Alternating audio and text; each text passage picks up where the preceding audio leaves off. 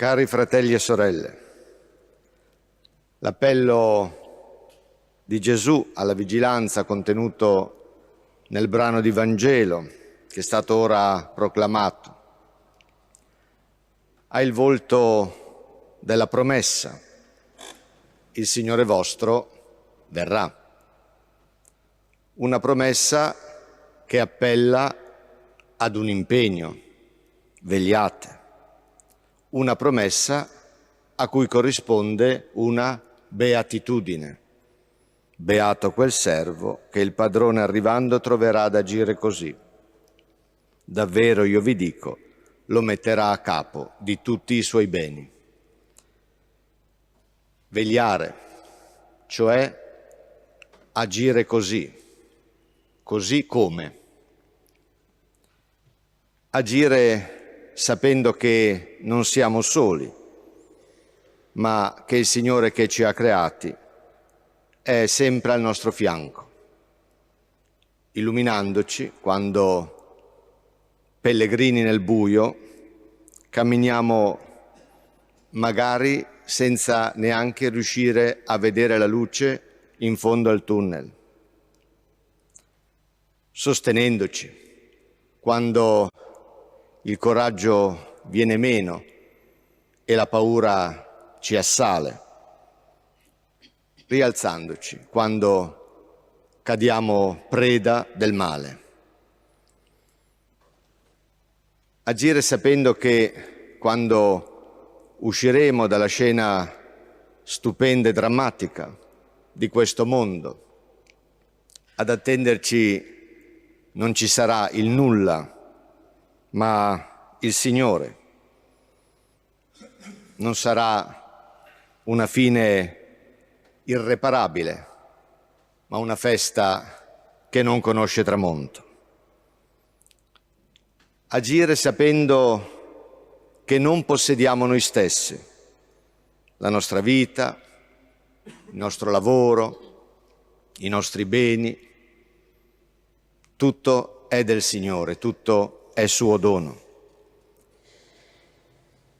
Agire sapendo che la vita ha senso se condividiamo ciò che siamo, ciò che abbiamo, se custodiamo uno sguardo di benevolenza su noi stessi e sugli altri,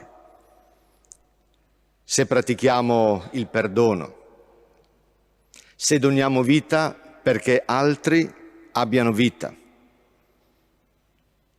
se liberandoci dai pregiudizi includiamo il diverso, se ci prendiamo cura della casa comune. Agire sapendo, e non credo si tratti di parole fuori luogo, che occorre impegnarci per capire fino in fondo, oggi e non domani, le ragioni della crescente disaffezione, non solo dei giovani, per la vita liturgica della Chiesa, e per individuare, oggi e non domani, quei percorsi capaci di farci innamorare o reinnamorare della bellezza della liturgia, capaci cioè di farci sperimentare o risperimentare la gioia dell'incontro con il risorto, che vive nei segni di amore e di grazia confidati alla sua Chiesa e che null'altro ardentemente desidera se non di entrare in intima, profonda comunione con ciascuno di noi, nessuno escluso, nessuno escluso. Lo so, se guardiamo alle sofferenze, alle ingiustizie che opprimono singoli e popoli, il dubbio ci assale. Il dubbio cioè che la storia sia il tempo non della venuta del Signore, ma del suo ritardo, per non dire della sua assenza. Se, credendo nella promessa, e la storia della salvezza è lì ad attestarci che il Signore è sempre fedele alle sue promesse. Se credendo nella promessa veglieremo agendo, allora sperimenteremo che la beatitudine non appartiene solo al domani, ma anche all'oggi. Allora sperimenteremo che il regno di Dio è già in mezzo a noi. Allora sperimenteremo che il Signore viene, qui e ora. Cari fratelli e sorelle, l'Antico Testamento si compie nel Nuovo, il Nuovo si compie nel Rito, il Rito si compie nella vita extracelebrativa a partire dalla grazia della celebrazione. Ecco, dalla parola e dal pane di vita vogliamo ancora una volta attingere luce e forza per vigilare agendo, e così ci realizzeremo gradualmente come figli del Padre che è nei cieli. E quando giungerà s'ora nostra morte corporale, entreremo alle nozze del Figlio, prenderemo parte alla sua gioia, riceveremo in eredità il regno del Padre. Insomma, se vigileremo agendo, saremo beati nel tempo e in quel tempo senza tempo che noi chiamiamo eternità. Lo aveva capito bene Santa Teresa di Lisieux, che meditando proprio su questa pagina del Vangelo, negli ultimi mesi della sua vita, così scrive: «Non ho paura del ladro, lo vedo da lontano e mi guardo bene dal gridare al ladro. Al contrario, lo chiamo dicendo: di qua, di qua». Che le parole della piccola, grande Teresa di Gesù Bambino possano essere un giorno anche le nostre parole. Amen.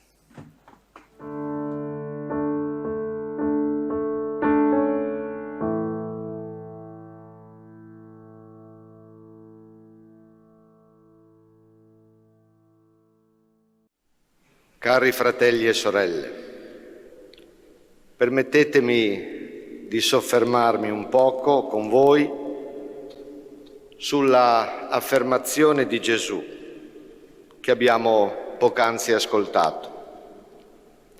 Se qualcuno vuol venire dietro a me, rinneghi se stesso, prenda la sua croce e mi segua.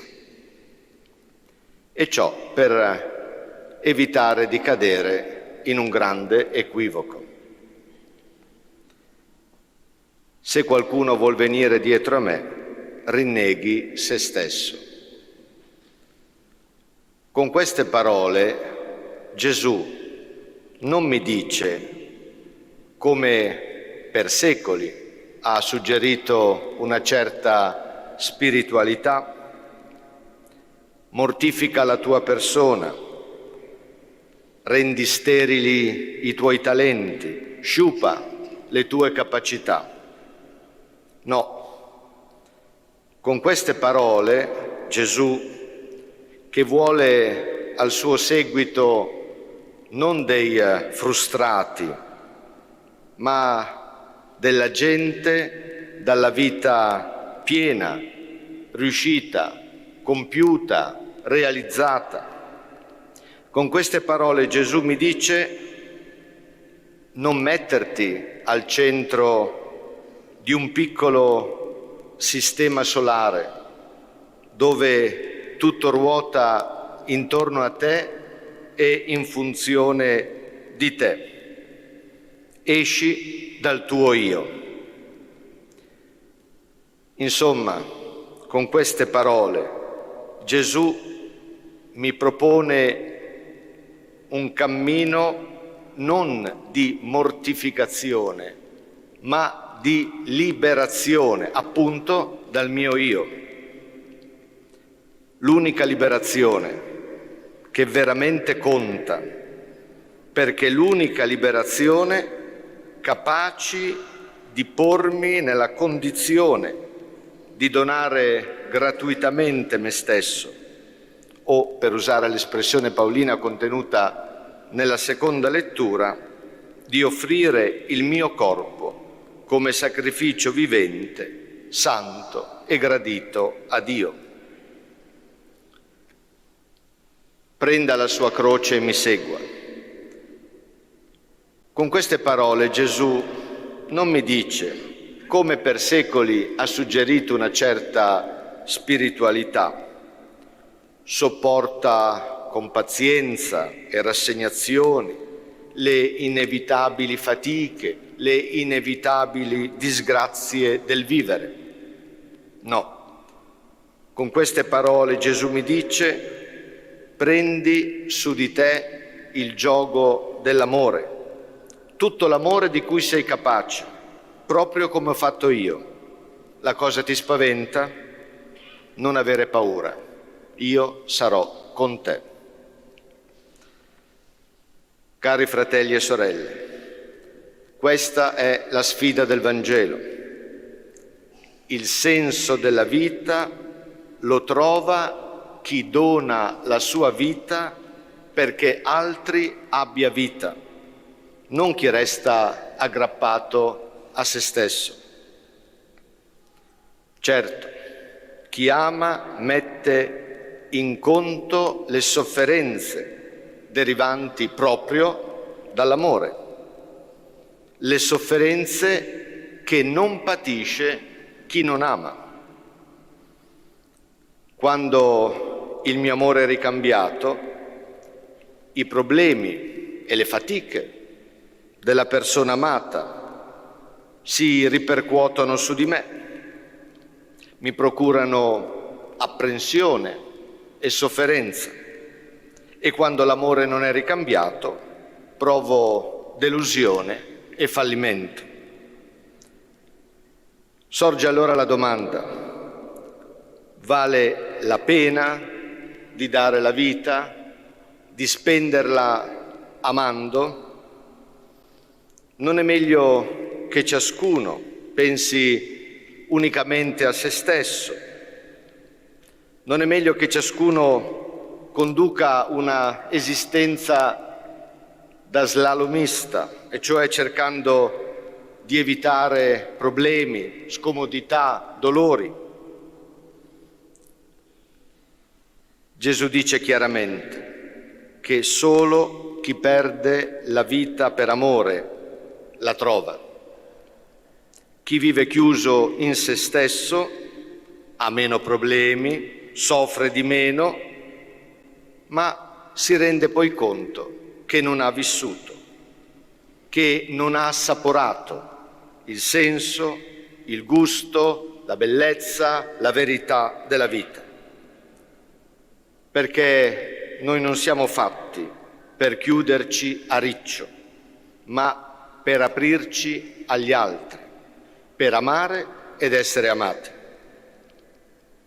E ci rendiamo conto, man mano che passano gli anni, di come la nostra ricchezza interiore sia tanto più grande quanto più abbiamo amato senza calcolo, senza passare il conto, senza recriminare.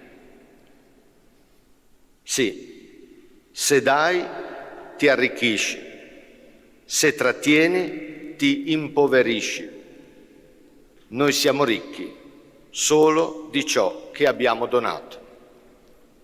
Cari fratelli e sorelle, in questo cammino di liberazione dal nostro io egoista e prepotente, e quindi in questo cammino di felicità, ci accompagni Maria, Vergine e Madre. Amen.